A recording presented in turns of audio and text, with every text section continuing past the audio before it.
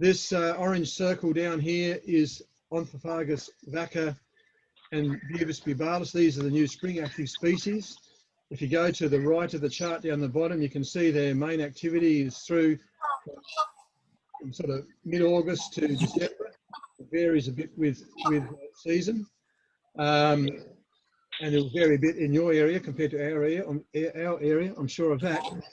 But what I've circled here is that there are some things to do for vacca and Beetles at this time of year. That sort of light grade is what's called a minor activity period, and that's really what we're going to talk about today, because we're just about to hit this January, February period.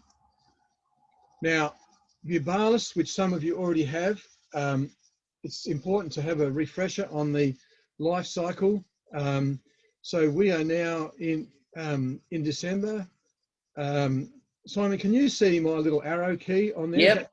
Good. Okay, so I can point things out. Good. So those that got those nurseries would have got them in probably August or September. They emerged then. Now they're in the breeding period. And then what we're finding now, in most areas, they're basically finishing their breeding period. The dung burial will slow down, and some people, they've already told me it's stopped.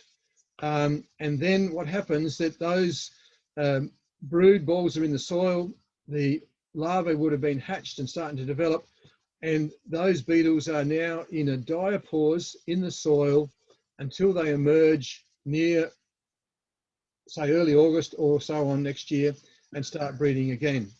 So that's the cycle, and we're just here now where they should be actually finishing off their activity, and then basically won't see them again till next August.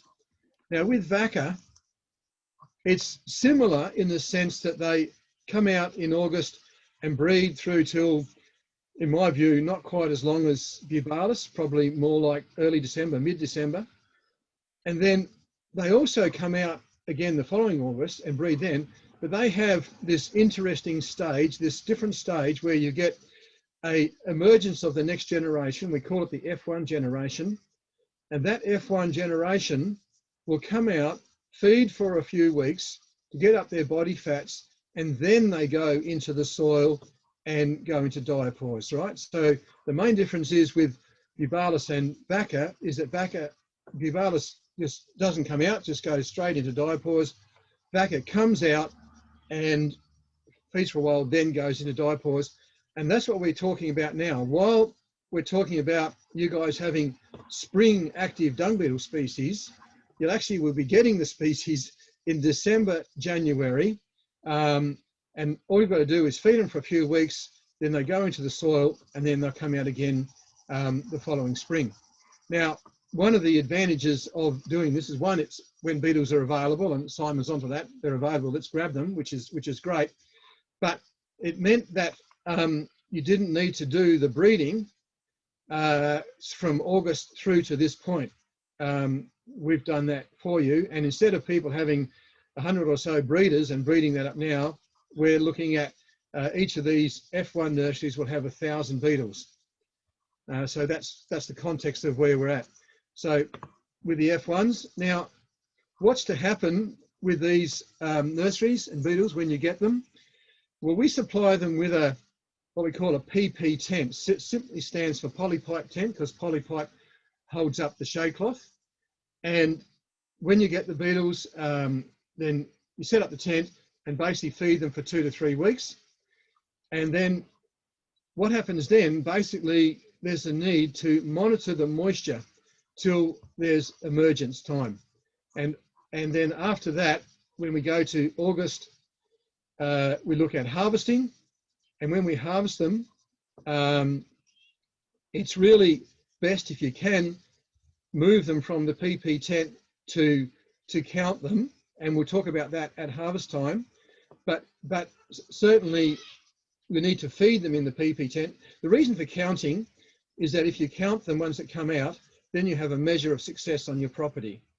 But we don't necessarily have to do that. We can just feed them in the PP tent, and I'll explain this a bit more in a minute, because what's actually happened is that, let's say you start with 1,000 beetles here, and then hopefully you'll get high numbers of survival, you know, at least 900 or so survival. And then if you actually feed those 900 beetles in the PP tent, then you're potentially going to produce 9,000 or 15,000 beetles in the PP tent and in the surrounding area, which you can then release. So what we're doing is sort of semi-breeding. It's not starting from small numbers to get your original 1,000, starting with your 1,000, and then you'll have 900 to 1,000 here in the tent. You feed them for a tent in the tent, and we'll talk about strategies for doing that. And then when you open the tent and release the beetles and they breed around the tent, you're already starting, as it were, with 900 to 1,000 breeders. And if they get a tenfold increase on your property, then you're basically starting with 10,000 beetles. So that's the overall picture. What I'm going to do in the rest of this talk, I'm going to talk about these first two stages. I'm going to talk about putting up your PP tent and how to go about feeding it. I'm going to talk about monitoring soil moisture and why that's important. And I suggest we have another webinar in early August to talk about the harvest and management and release program. I don't think we should do that today, or I haven't prepared for it anyway. And it's best to go to it closer to the time. So that's what we're going to do, go through these first two steps. Now with the PP tent, I've already emailed out the assembly, installation and installation instructions for that, and you've probably already got that. We'll also put one in each tent kit that comes, and hopefully that's self-explanatory. Now, I pointed out there with that orange circle, we call it the PP336. You know, where do we get this weird number from? It's for our information that the actual area that the tent covers is 3.36 square meters. Now that's a significant point, which I'll explain later on. So we are looking at different PP tent models for different purposes, and this is a 3.36. It just happens to be, it's not a magic number. When you make it and the area on your ground you want, and you put the pipes in, you put the tent in the ground, it happens to work out to be 3.36, and we've got the beetle density to match that particular square meters. So the 3.36 will come up again later, and you'll see the reason why that's important. Now, as I said, the instructions will be sent with the kit or emailed out, but just to run through them quickly, and there's a couple of things to note. It's important to put the pipes in the ground according to the measurements that are given in the instructions. Then you put the shade cloth in the middle, and then when you spread the shade cloth over the pipes are in the ground at the right place, and everything will fall into place. And then you make your trench according to the instructions, the distance out from the pipes. You dig the trench. Now, this one here is really important. The trench needs to be about 10 centimeters deep. Now, this is important because basically when we go that deep, we've never had beetles, as far as we know, dig their way out of the tent. I know this can happen. This has happened with some other nurseries that are around. If they're not in the ground deep enough, the beetles will literally, they'll dig down. If it's only a centimetre or so, they dig down, they dig up, and they're away. But when we've got this in the ground 10 centimetres, basically we've never noticed it. I'm not saying it doesn't happen, but I think it's very, very rare. And given by the numbers that survive in there, we don't think it's really happening. So we dig it in the ground 10 centimetres. There's pins in the kit to hold the tent down in that trench and then tamp it down with soil. And then you've got a very secure environment. There's your finished product. It's interesting to point out too that you might want to get tall grass that's growing right up to the top of the zip on the tent, and it's not good. It's not going to be a problem in terms of pushing the tent out or anything, but you can't see what's going on. It makes it harder for the beetles to fly around, etc. And we do actually brush cut inside those tents. Now, that has to be done with extreme care, firm footing so you don't slip. Otherwise, you cut the side of the tent, then you've got a problem to sew it up. And we usually hand pull the weeds around the side. For those that have got the galv nurseries, same, we can brush cut in that, but of course that doesn't matter if your brush cut hits the side. So that's just a little tip on maintenance, and it's really important because, as I said, you can't really see what's going on, and it makes it harder for the beetles to get around. So there's a little bit there on setting up the PP tent. Now, feeding. Those of you involved with the Beetles project will remember that we gave a formula for the number of pads of dung and the kilogram size of those pads, or kilogram in litres. It's pretty much the same for dung. It's 80% moisture, and where to put them in the nursery, etc., etc. Now, with your 1,000 beetles, start with 8 dung pads of about 1.5 kilograms or 1.5 litres size. Spread those over the PP tent and put 2 or 3 close to the edges, because the F1 beetles they're very, very vigorous beetles, much, much more vigorous and active than the breeding beetles, and they haven't had a feed for months probably, and they really are frantic to get food, and they will fly around. And so it's good to have a couple near the edges so that the beetles fly to the edge, they hit the ground, they hit the show cloth, and then drop to the ground, and then there's dung is not too far away from them. Having said that, they are very active and they will usually find the dung, but just to be safe, we put a couple of pads, 5 or 10 centimetres away from the edge, even if it's only small ones. Now, the idea with these pads, so that density, 8 pads. Now, if you're talking about 1,000 beetles, you're talking about 120 beetles per pad on average, and that's fine for the F1 generation. You remember when we talked about this for breeding, it's not fine. The density of beetles per kilogram of dung, we gave formulas for the different nurseries, and it was much, much lower density than this, but we found this density works fine. If you want to put more in, it doesn't matter, but don't put less in. Now, maintain 8 pads every 5 to 7 days. Now, what we say by maintain, if you go to the nursery and you look at it and you say, oh, look, I think about 50% of the dung is gone. There's equivalent of 4 pads, then put another 4 pads in. And just make sure there's at least... Sorry, question?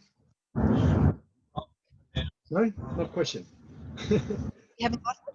No, I don't know. I'm hearing some voices. I'm not sure if it's a question or not, but please speak up if it is.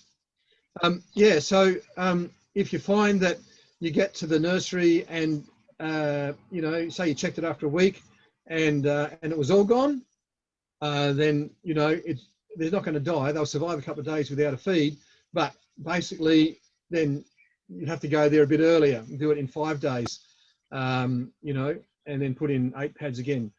So that's the formula.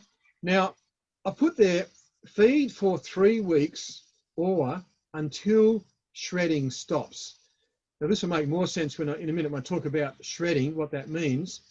But basically what has happened, we've done experiments, and the F1 beetles that come out, they feed for 2 to 3 weeks before they go into their diapause stage in the soil.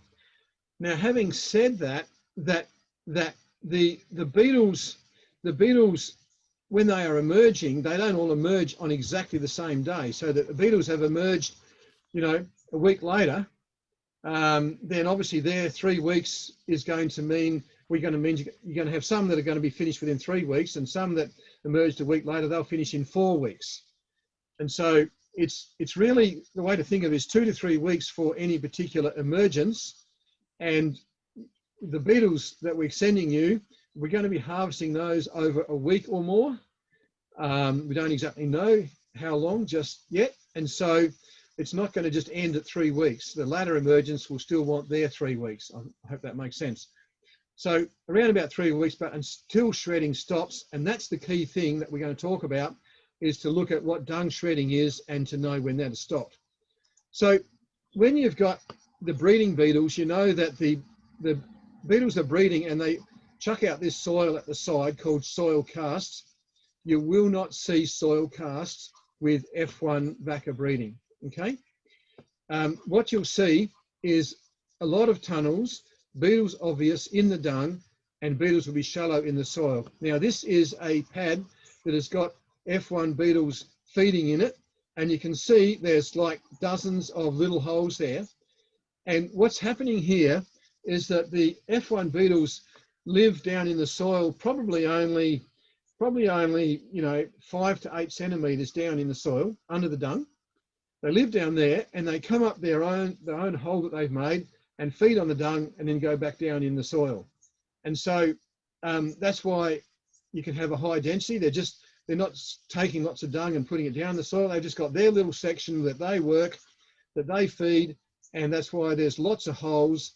And you'll find that if you took away that dung and scraped the soil below, you'd be picking up handfuls of beetles in that soil in the first, 10 centimetres probably at the most. So you can tell whether you've got F1 beetles. One of the reasons you can tell is if you quickly take off the dry crust, and you'll see these holes and you'll see the little beetles there. Now you have to be really, really quick, because as soon as that crust is taken off, they scamper down those holes. They'll disappear within a split second, really. Yeah, so that's what you'll see. Now, with the shredding, so we've got some pictures here that of different stages of shredding. Now, basically, when you put a dung pad in a nursery or a dung pad in a paddock, it looks like this. There's no shredding. And because they're just coming up and eating this little bit, eating the dung around their little hole, they basically feed by sucking the moisture out of the dung, and so they leave the fibres there. And so you see that the end result of beetles, F1 beetles feeding, is you get these dry fibres remaining as the remnants of the dung pad. And you can pick them up in your hand and they'll be dry and they'll be pretty well all fibre. So it's important to understand what they're doing and therefore why you will see shredding and how shredding is an indication of their activity. So you'll see when you get a new dung pad there, probably the first thing you'll see is a bit of shredding around the side of the dung pad. You'll also find that they'll actually spread the dung pad over a bigger area themselves. They seem to just work it so furiously, they spread it.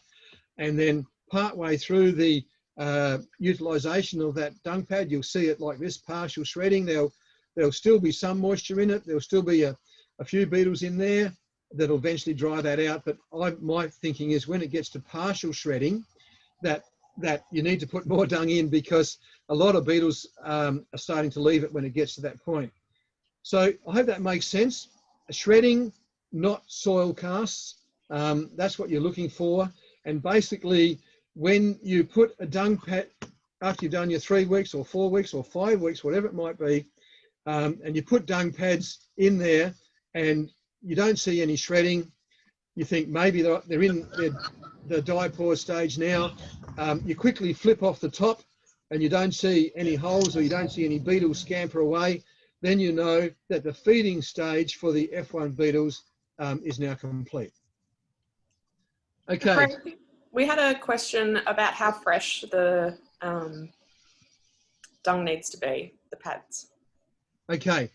The main thing, look, it can be a few days old. I mean, we collect our dung off the concrete at an organic dairy, and we store it in tubs and just in the shade, and it's fine for 3 or 4 days. I mean, in the hot weather, it gets a bit of a stench, but it's best to not let it get to that point. But so the freshness of the dung, if it's in a sealed container, it will it won't dry out. It'll be fine. When it gets to a stench, I probably wouldn't use it. But the main thing about the dung, and that's a good question, because thinking about it, we dealt with that when we were talking about the Beetles, but we need to revisit it now. The main thing about the dung is that there's no other contaminant species in it. Now, when we collect the dung off the concrete at the dairy, we basically get it within minutes of it being dropped. And if we didn't, well, for example, we don't go and collect dung at the dairy at the evening milking. We only get it in the morning milking, because in the evening milking, there's some native beetles and some introduced beetles that can get into the dung. They're flying around in the afternoon, particularly a beetle called Taurus. And if you're putting Taurus into your nursery, then the Taurus will start eating the dung, and then you've got a competition effect with Taurus and your vacca.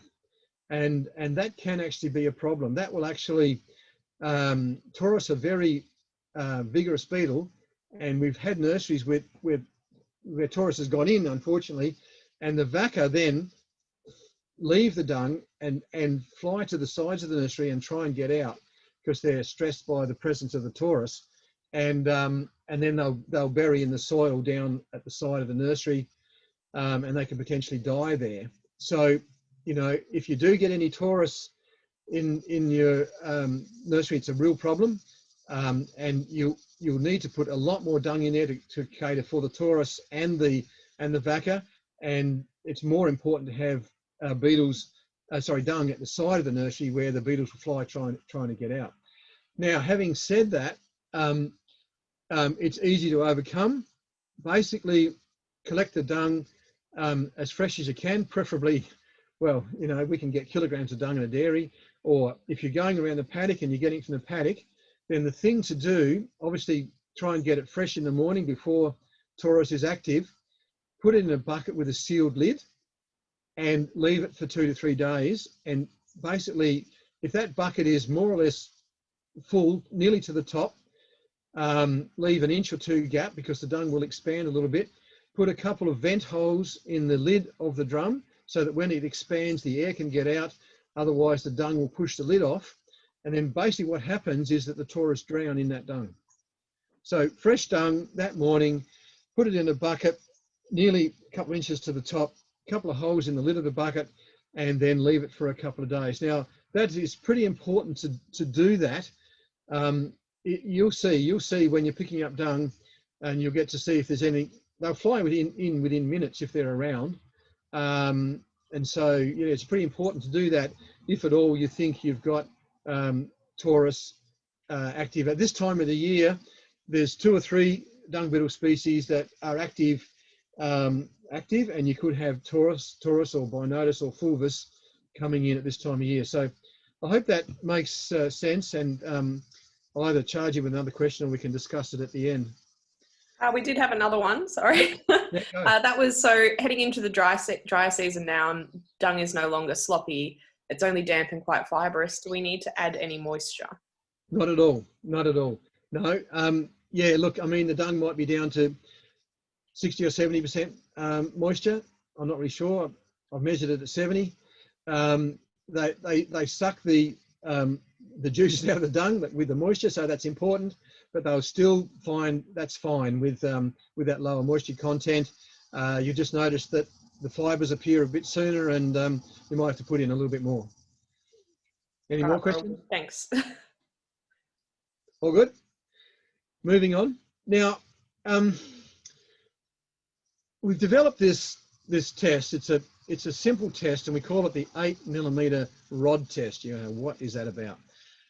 Now, as we just said, we're going into the dry period, and what we are looking at here is we're putting 1,000 beetles in the ground, and that we want them to survive till the following spring. Now, I have killed, in my research, I've literally killed thousands of beetles by letting them get too dry, and I've also killed thousands of beetles by letting them get too wet. And there's an ideal moisture content at which they survive. Now, we'll talk about this long term.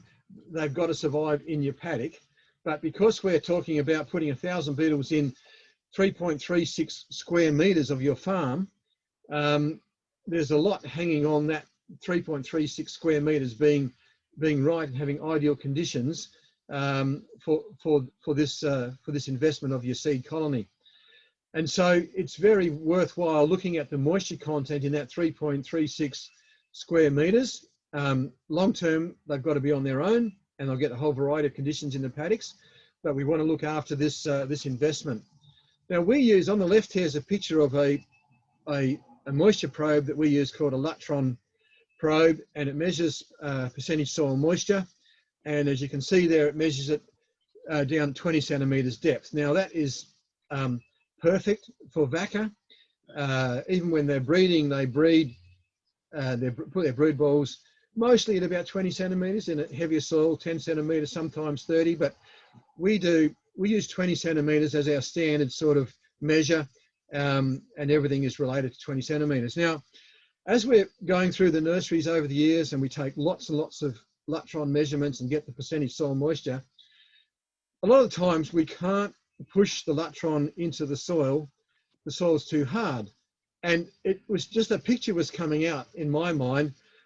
Always when the soil's too hard, well, then sometimes we drill a hole, then we put the latron in and we say, oh, well, the soil's at 7% moisture. Yeah, it's too hard at 7% moisture. And it gave me this idea to test a bit of 8mm steel rod bent over so that you can push it into the ground. And as you can see, we've got a 20 centimetre mark on it. And what we've found is that the relationship between the percentage soil moisture on the latron is very much correlated with the ease or hardness of being able to push this steel rod in the ground.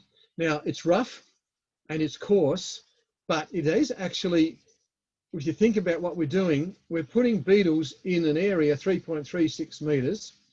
It's not a good idea to be digging up that area to see how the moisture's going in that area. I mean, you could dig it up around, I suppose, but we need a method of seeing what the moisture content is like in that 3.3 square metres, and that's what we use this method. So this is literally from our nurseries, 0% on the latron. You can't see the readings there, but this is what they are, I've written them down the bottom. We couldn't get it in. 8.1% couldn't get it in. It's interesting, the 0 went in further than the 8.1. You do get variations in soil texture and different soil compaction, but you still can't get it in either. As we went to 10.8%, the arrow's shorter. As we went to 11.6, it's a bit shorter. When we got to 13.4% in this particular sandy clay loam in one of our nurseries, the 8mm rod went straight to the 20 centimetre mark, and the reading on the latron was 13.4, and obviously 18%, and anything above that, the rod went into the soil. Basically, we've done for our soil type, we've looked at the moisture holding capacity, and for our soil type, it's basically keep the soil above wilting point. It doesn't want it too wet, but down here, in this area down here, where it's 8% and 10%, we've done experiments with that, and we've had brood balls in that soil, and the brood balls have got so hard, the lump of dung has got so hard that you couldn't, I should have put a photo on here actually, you couldn't crack it with your hand. I actually had to crack the brood ball open with a pair of pliers, and I've done that and even found a live beetle inside a brood ball that was so hard that you couldn't even crack it open with your fingers. So the message here is look at maintaining your soil above wilting point. You can't dig among the beetles. My feeling is the way to go about this is, instead of buying a $340 moisture probe, work out the rod test for your soil. Look at the soil, look how moist, first of all, poke the rod in, see how far it goes in, then dig with your spade, and then look at the soil and look at how moist that is. It's basically a damp soil. Good growing conditions, probably not rapid growing conditions, not sort of heaps and heaps of moisture, but enough to keep plants alive in reasonable growing conditions. And you'll know that for your own soil, and then work out the rod test for your soil, how far the rod will go in when the soil is basically above wilting point with reasonable moisture for plant survival. I hope that makes sense. It's simple and it's rough, but it's a whole lot better than nothing. And then the other issue is that we're doing this on 3.36 square metres of your property, and we're doing it on a season where you might not get any summer rain or you might get floods, and you don't want to risk the investment because of an atypical season. And so if the soil is basically, you can't push the rod in as worked out by yourself, you'll need to water it. And if you look at what we're doing here, so we do our waterings in batches equivalent of 5 millimetres of rain. So we put 5 millimetres of rain over our 3.36 square metres is 16.8 litres of water, 17 litres of water. Wouldn't matter if you put 20 on. And if it's really dry, as you know, 5 millimeters might not take the moisture down to 20 centimeters. So repeat the same watering the next day, and then do your rod test on the third day when the water's had time to get down. And you can put this water on with a watering can, or you can buy, this is a Gardena water meter that you can buy at Bunnings or whatever for $40 if you want to go that far. You know, 2 or 3 watering cans is fine anyway. Yeah, and so to put a measured amount of water so that you know you're putting on the equivalent of a 5 millimeter rainfall. We don't put 10 millimeters on at a time. We don't like that because it just puts an instant sort of flood, and there's potential that the beetles will be just sort of a bit inundated with water for a little while.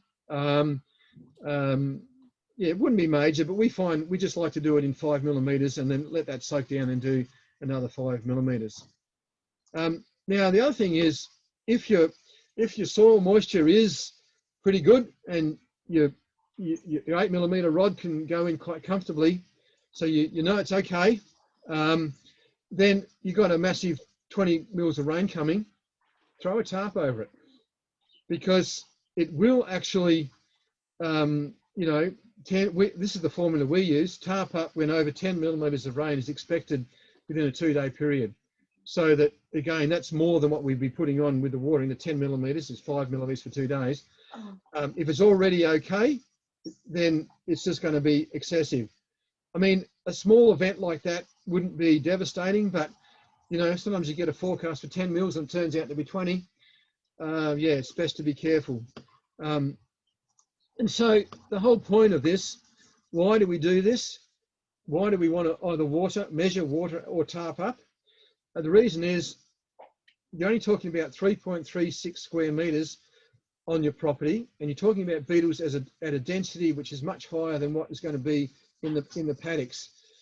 We don't want the investment to be risked because no fault of anyone. We don't want the investment to be at risk because you haven't chosen the best 3.36 square meters on your property for the beetles. When the beetles are out there in the paddock, some areas are going to be warmer than others and some areas are going to be wetter than others. And what we find is that even though beetles will work the whole farm, beetles fly to dung. They don't fly to soil type. They don't fly to a soil type because it's a certain moisture content and they're going to breed well there.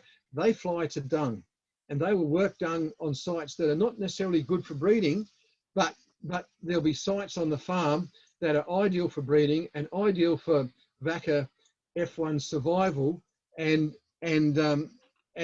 so that's where your breeding is happening, your reproduction is happening, and they'll keep breeding there and spreading out to other areas on the farm. Very, very important point. Something that's come up very, very strongly in my understanding of dung beetles in recent times, that, you know, we've had a whole variety of successes of dung beetle breeding on farms, and the way we look at it now is that if it's not successful on that farm, it doesn't mean the dung beetle won't work on that farm. It means it won't work on that square metre where the nursery is, or that 3.36 square metre. They won't breed there.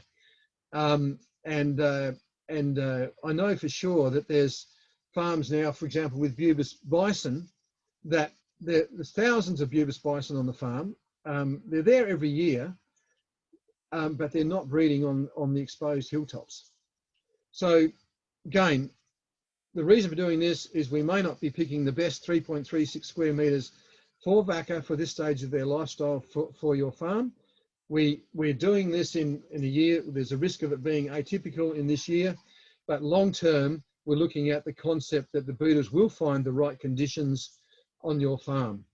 So I hope that makes sense. So what we've covered there is feeding, with releasing the vacca and putting up the PP tent, a few important points there. How to go about feeding. I trust you're recording this, Simon, so that others can look at this. Yep. So you've got all the numbers there on feeding and kilograms and when, and then this on the moisture. So that's the 3 things we wanted to cover. Now, down the track next August, we're going to be talking about releasing vacca from these PP tents. Now, this guy on the left there, Jason, he's at Kaipo near us here in Strathalbyn. He started with one of these little galv nurseries at the back there, and he started with 100 beetles, and then by and then when we harvested from his 100 beetles, which would have been this time last year, he harvested 1,200 beetles. And so he got a 12-fold increase on that farm, and that's fantastic. And then, so we put those 1,200 beetles in the PP tent, and you can see the pipes there from the PP tent. He's now pulling the PP tent away. So what we do is when they were bred in this nursery, they were put into the PP tent. You're missing out on that stage. You're not doing the breeding. You're just getting the PP tent. When the beetles were active in the PP tent in spring, we fed them in there for about 3 or 4 weeks, and you can't just see there, but that soil there is totally worked with dung beetles. Basically, we fed them until there was no more room in there for them to do any more work. And then what we do is we either remove the tent or we open the tent. In this case, we're removing it. I'm inclined to think now it's better to just open it, because when you open it, you're letting the beetles out, and then you can zip it up again, and then you know that that tent is full of brood balls, which are going to emerge the next summer, and then you've got a whole other generation of beetles that you've got in there that you can harvest and take to another farm and grab those beetles in this nursery and put them somewhere else. But anyway, so opening it or removing it, in this case we removed it. And the other really, really important thing that is in this photo is Jason put a hot wire down behind these cattle, and so that we were releasing beetles at a time they filled up that tent, and there's dung all around them in this paddock here. And Jason contacted me a couple of weeks after we took this tent off, and he said there's beetles in every dung pad 50 metres out from the release site. So it's so important. What we're trying to do is we're trying to stop the beetles from flying away looking for dung, and then they disperse, and then they're not going to be breeding. They're not going to be finding each other, finding mates. They're not going to be breeding. They had to breed while they're in the tent, and then this high density of dung all around, then they have breeding starts there. So Jason, who got he got a 12-fold increase and got his 1,200 beetles. We know that's a good site, that we got 12-fold increase. So he's talking about potentially getting another 12-fold increase in there. So he's talking about 24,000 beetles or something, potentially, that are in his soil this spring. This is one of the reasons why we're passionate about the on-farm beetle nurseries. It's not just buying 600 or 1,000 beetles and putting them out in a paddock, and that's good, and that's done, and that's been successful. But I think we can be more successful and get larger numbers quicker. And as I said, if you open this nursery and then let the beetles out, and when they're gone, close it up, then you've got another source of beetles that you can take and put with your other nursery somewhere else on the farm. So it's a system that we can reproduce beetles. Now, I'm selling beetles, so I'm doing myself out of a market. That's not the point. The point is we want these beetles across Australia, and I want to sell these nurseries, and then I want to retire. So I don't want to be going on forever. So I think it's a really good system, and we're passionate about that. So we would like to talk again with you guys on the, when we get to this stage, on the processes of how to manage this nursery, feed it until you release the beetles. And at that time, for those of you who have Beetles nurseries, which are in these zinc ones, we need to talk about that also, about how to go about harvesting. And so we need to be doing that, as I say, in early August, so we can talk about this next stage for both of the beetles. So just coming back to Beetles then, we've got the life cycle there.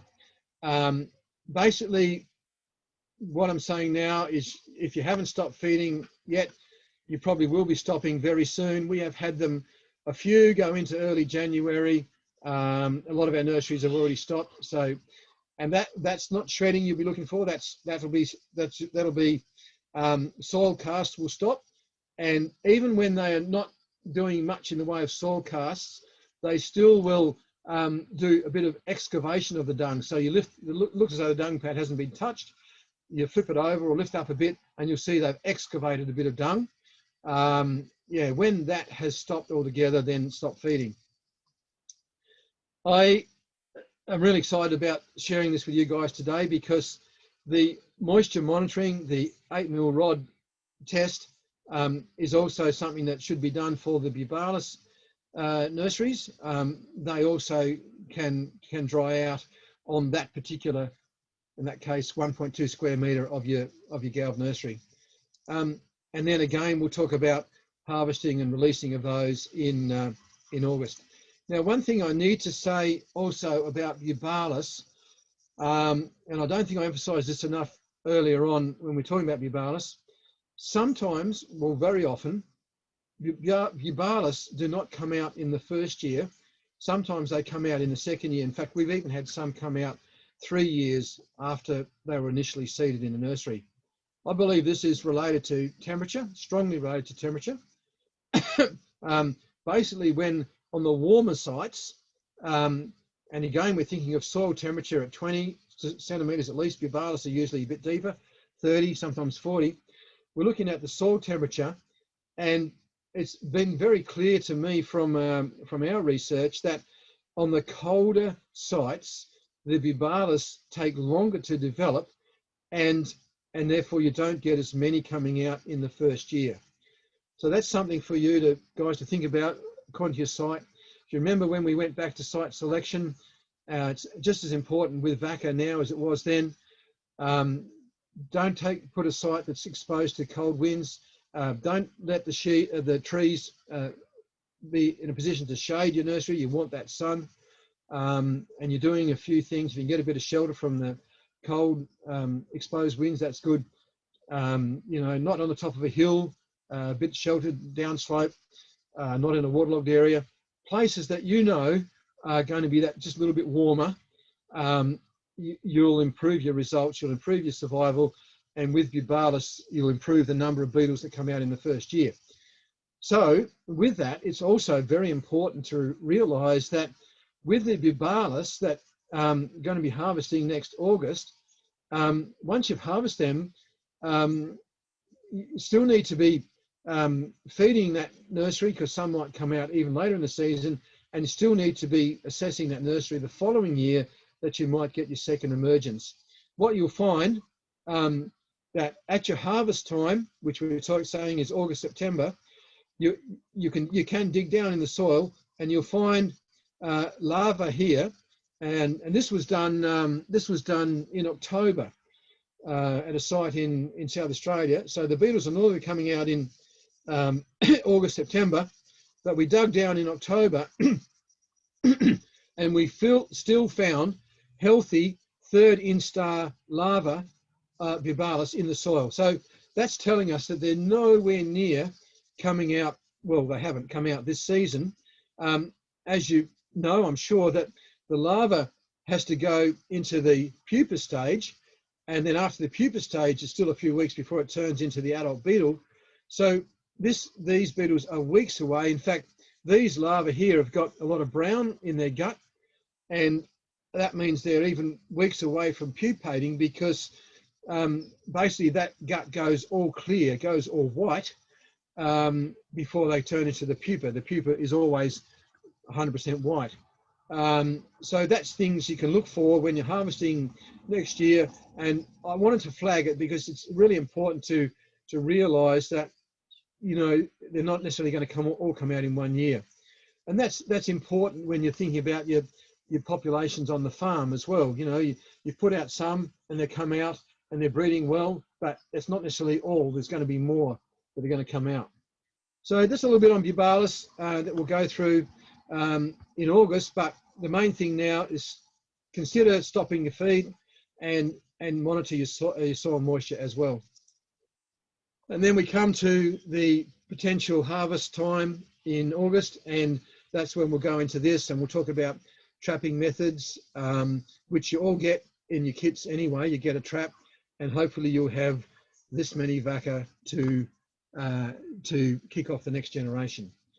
Now that's all I wanted to say. Perhaps I'll stop sharing and open it up for discussion. There was a question there, Greg, from Ray about is the moisture probe with just a metal rod, is that a blunt end or is it sharpened off at all? Just the rod is just 8mm rod that hasn't been sharpened. Yeah. Okay. If by chance you have a moisture probe, what's the ideal moisture temperature range? I think that what I said there is for us and our soil, 12 to 13% is wilding point.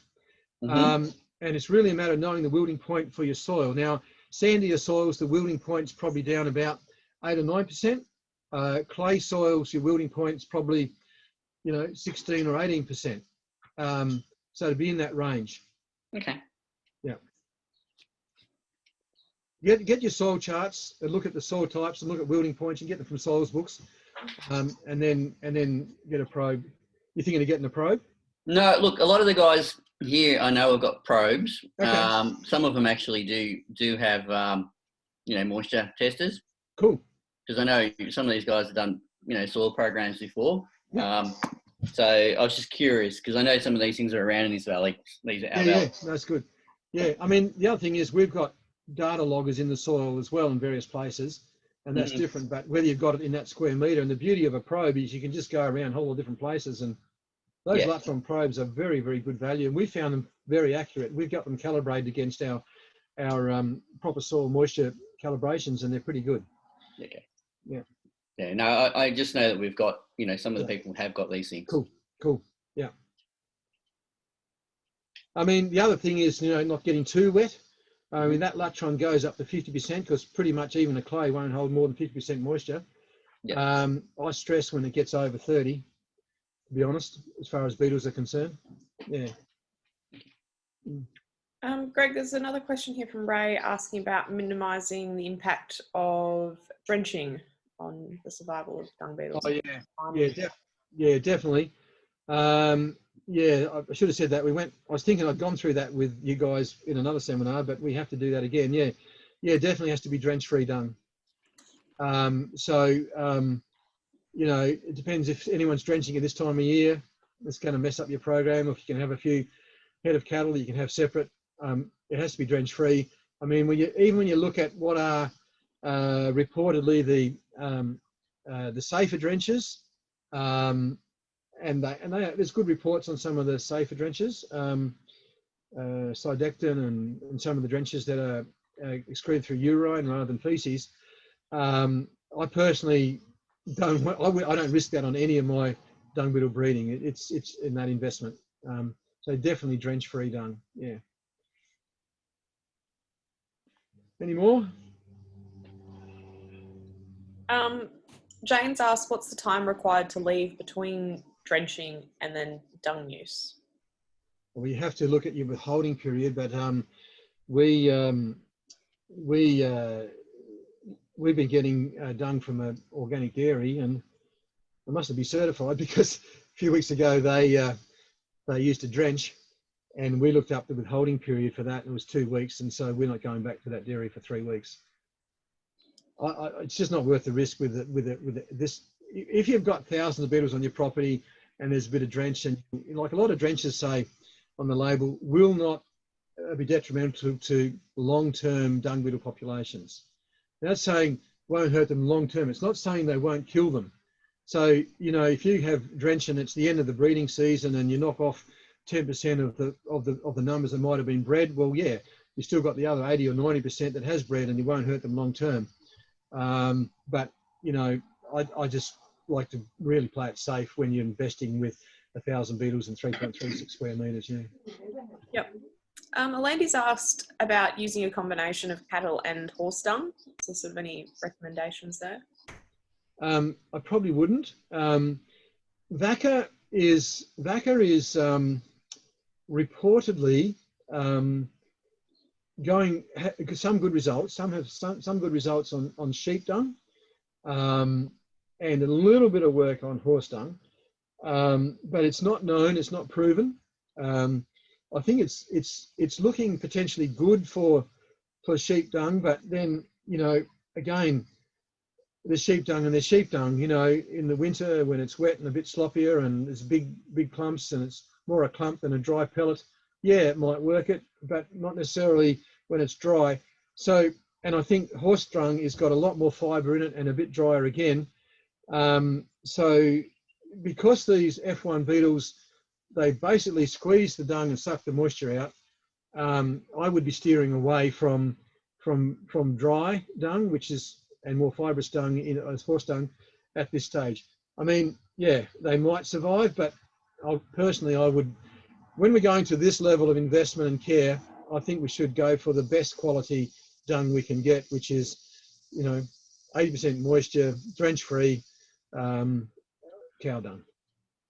Yeah.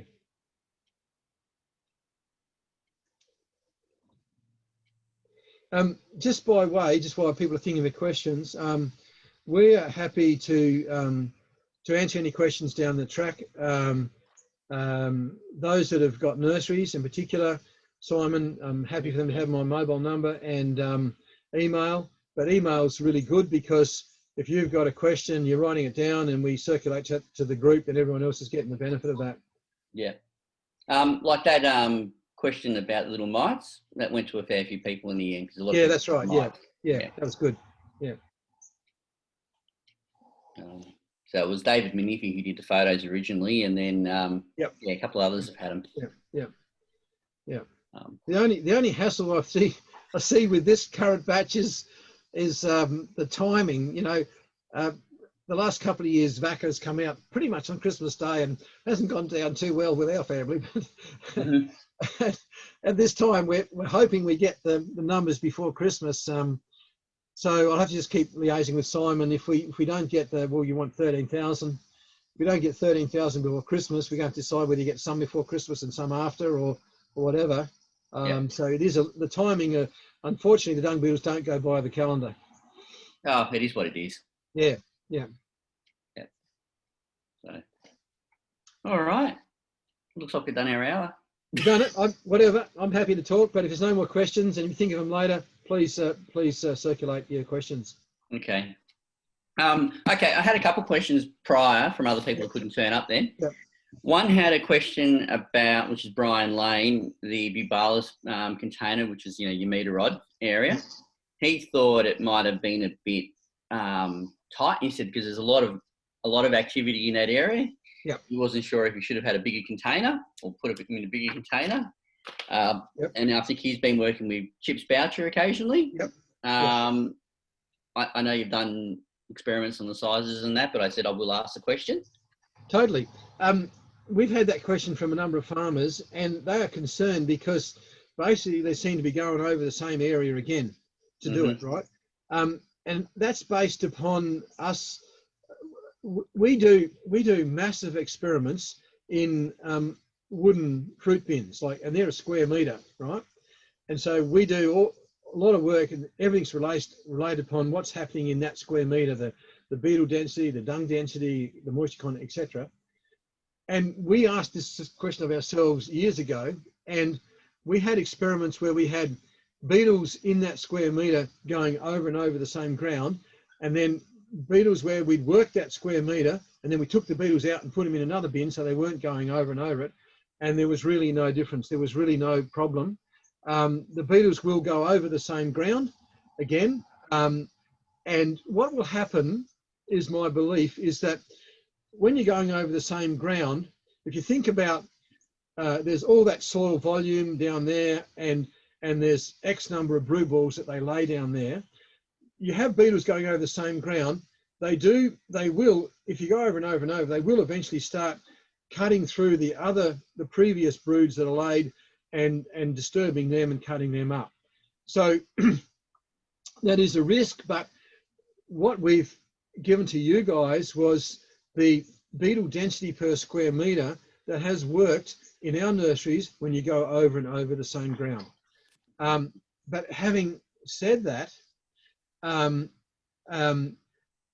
what we're finding with Bubalis, like in our nurseries with Vacca, we're getting on base here, we're getting up to 18-fold generational increase with Vacca. Mostly with Bubalis, we're only getting up to 9-fold. And I believe there's some tricks with Bubalis we haven't cracked, and we can do better. But what it's made me think is that when we go out onto on-farm nurseries, it's not so much we need a bigger nursery so that, because the density is wrong, we probably should be starting with a bigger nursery and a greater number of beetles, because your increase ratio is lower, so that you're getting more the next year. Does that make sense? So I don't think it's a problem. We haven't found it to be a problem going over the same ground, but for other reasons, I think we should go to bigger nurseries in the future. Okay. Yeah. Any more? Nope, not for me. Julie's asked about getting copies of the slides, so for the presentation. So I've recorded this session, including this sort of Q&A at the end. But Greg, are you able to send out like a PDF of the slides? Or? Yeah, I'll make a PDF of it. It's pretty big with all the photos, but I'll make a PDF and email it out to Simon. Beautiful. Yeah.